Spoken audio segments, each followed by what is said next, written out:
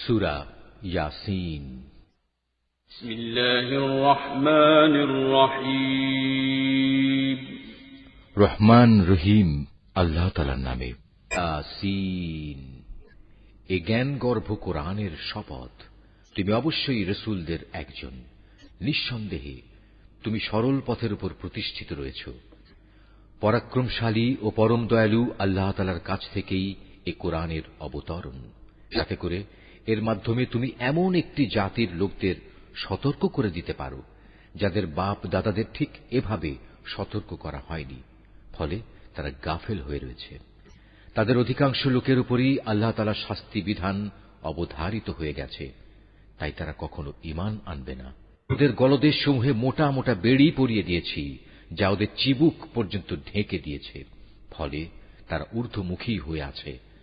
আমি তাদের সামনে পেছনে জাহেলিয়াতের প্রাচীর দাঁড় করিয়ে দিয়েছি এবং তাদের দৃষ্টি ঢেকে দিয়েছি, ফলে তারা কিছুই দেখতে পায় না।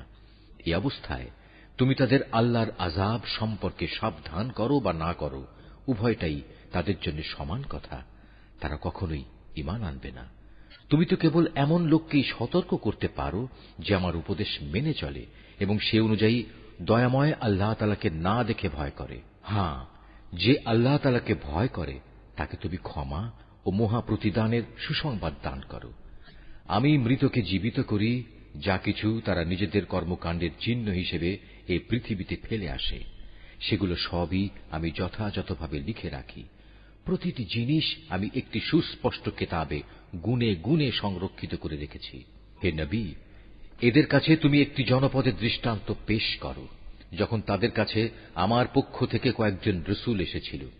যখন আমি তাদের কাছে 2 জন রসুল পাঠিয়েছি, তখন তারা এদের উভয়কেই অস্বীকার করেছে। এরপর আমি তৃতীয় একজন নবী দিয়ে তাদের সাহায্য করেছিলাম। অতঃপর তারা সবাই তাদের কাছে এসে বলল, আমরা অবশ্যই তোমাদের কাছে রসুল হিসাবে আবির্ভূত হয়েছি। কথা শুনে তারা বলল, তোমরা তো দেখছি আমাদের মতো কতিপয় মানুষ ছাড়া আর কিছুই নাও।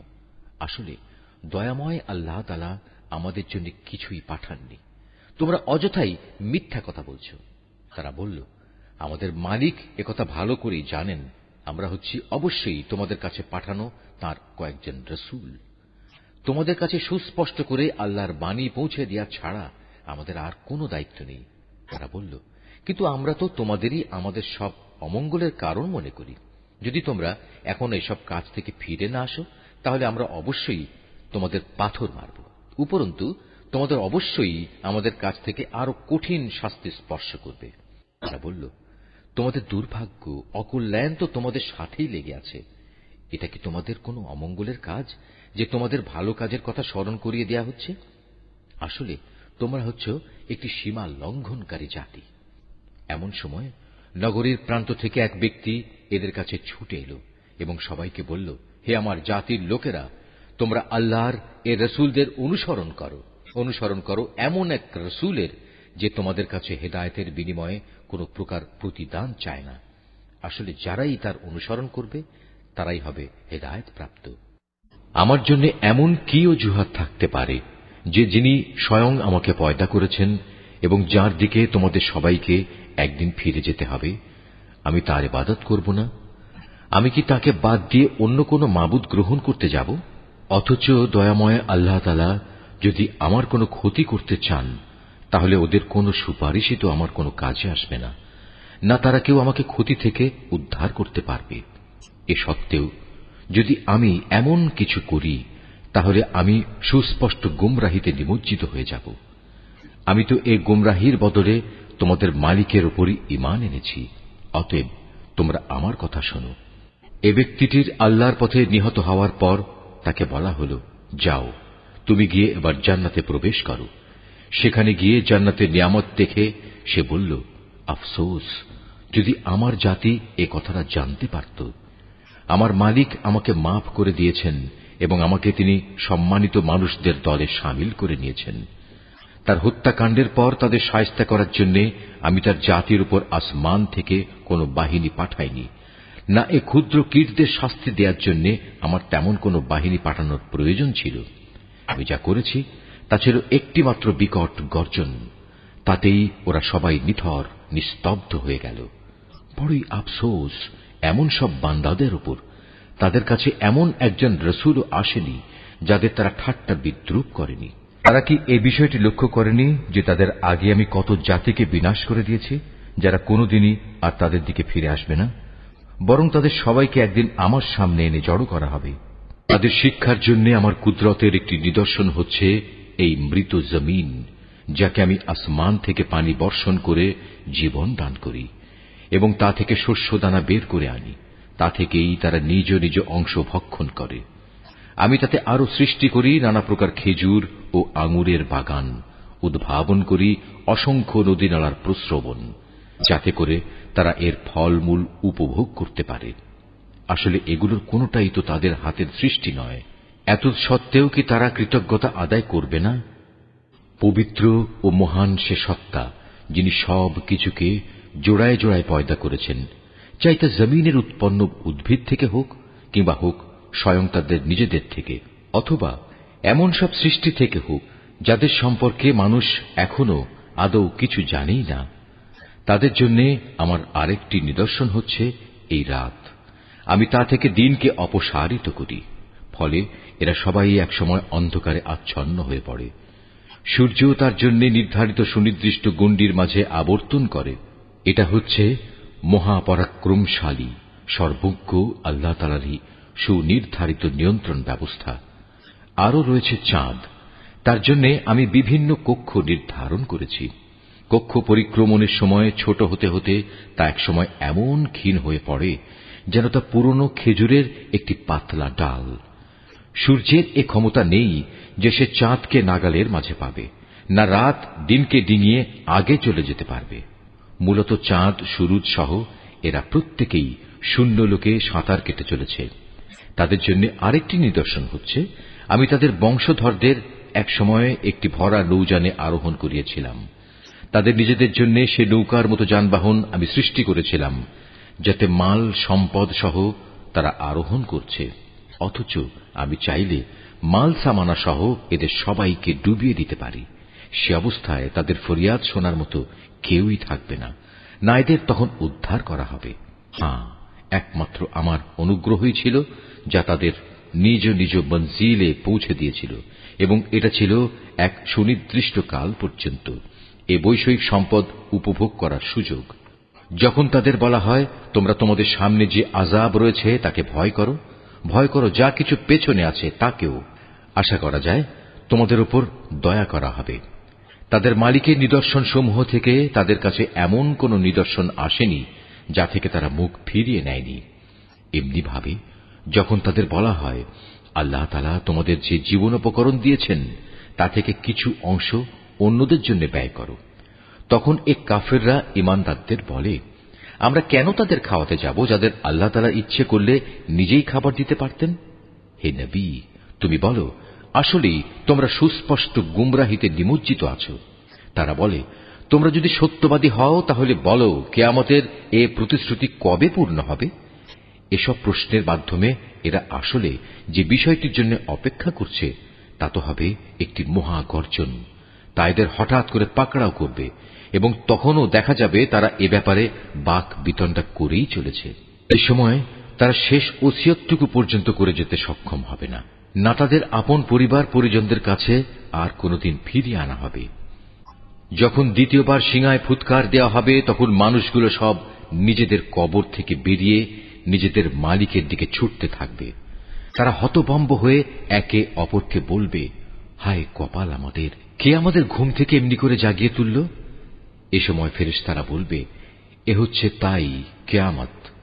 দয়াময় আল্লাহ তাআলা তোমাদের কাছে যার ওয়াদা করেছিলেন, নবী রসুলরাও এ ব্যাপারে সত্য কথা বলেছিলেন। মূলত এ কিয়ামত অনুষ্ঠানটি সিঙার এক মহা গর্জন ছাড়া আর কিছুই নয়। এই গর্জনের পর সাথে সাথে সবাইকে হাসরের ময়দানে আমার সামনে এনে হাজির করা হবে। অতঃপর ঘোষণা হবে, আজ কারো প্রতি বিন্দু মাত্র জুলুম করা হবে না। আজ তোমাদের শুধু সেইটুকুই প্রতিদান দেয়া হবে যা তোমরা দুনিয়ায় করে এসেছ। সেদিন অবশ্যই জান্নাতের অধিবাসীরা মহা আনন্দে বিভোর থাকবে। তারা এবং তাদের সঙ্গী সঙ্গিনীরা আরশের সুশীতল ছায়ায় সুসজ্জিত আসনের উপর হেলান দিয়ে বসে থাকবে। সেখানে তাদের জন্য মজুদ থাকবে নানা প্রকারের ফলমূল, আরো থাকবে তাদের জন্য তাদের কাঙ্ক্ষিত ও বাঞ্ছিত সব কিছু।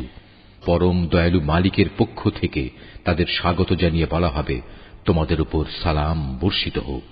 অপরদিকে পাপীদের বলা হবে, হে অপরাধীরা, তোমরা আজ আমার ইমানদার বান্দাদের কাছ থেকে আলাদা হয়ে যাও।